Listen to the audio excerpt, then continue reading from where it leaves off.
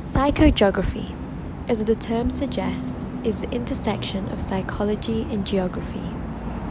It focuses on our psychological experiences of the city and reveals or illuminates forgotten, discarded, or marginalized aspects of the urban environment.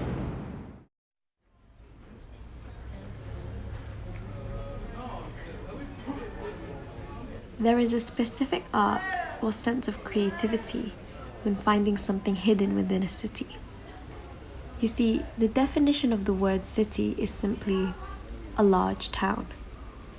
Emphasis on the word large. Therefore, many creeks and corners of a city remain undiscovered by individuals. And the concept of psychogeography romanticizes this, in a way of creating your own path and route around the city can lead to revealing hidden treasures. Of course, by treasures I mean perhaps hidden gardens and parks, unfamiliar tracks and pavements, unseen bookstores and cafes. The list is endless. It may even be as simple as finding an interesting tree or an unmarked bench that you've never come across before. These small and concealed parts of a city can reveal more about the area you are in.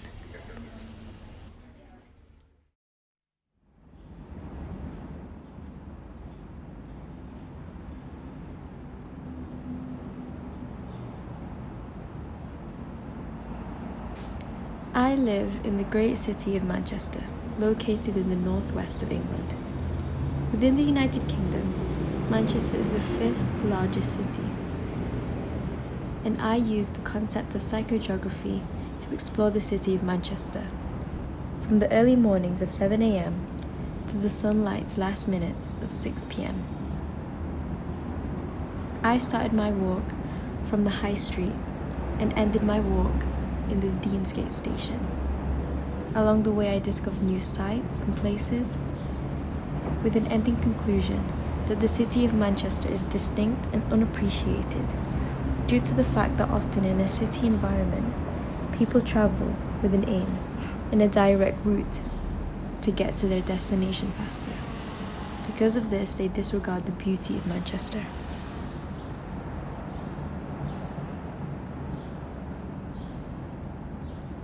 High Street, the busiest street in Manchester, always filled with workers, people shopping, street performers, commuters. But at the peak of 7 a.m., I've never seen the city so peaceful. The streets are usually still empty at this time, as people are preparing or traveling to work.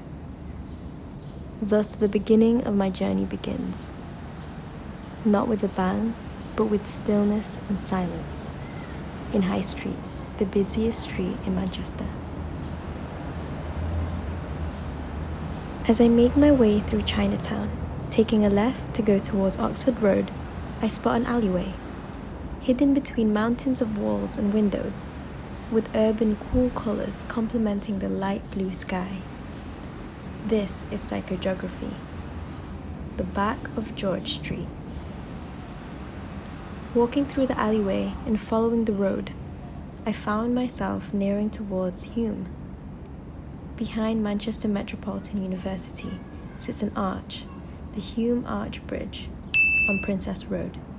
And still, the sun is rising behind the city. Now the city is beginning to awaken. Cars fill the roads as people rush to work, buses rush to school.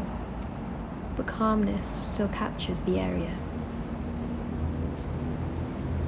Walking around the city for hours and hours, finally, the city of Manchester is busy and loud, just like it's supposed to be. I find my next stop, Lower Mosley Street, capturing the lights of the city, modern and historical buildings. The sun is getting ready to set as the clouds covering the city begin to turn pink and purple. Another bridge comes into sight, Century Street.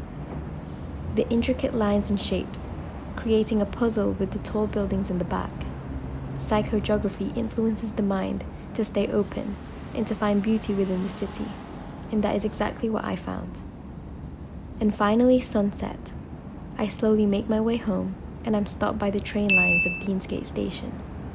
Especially with the painting of the sky the sun is creating as she sets, it makes this scene much more magical, ending this journey with the same peace and stillness as the beginning, and again ending this journey with frequent lines, calling me to follow them and explore another part of the city.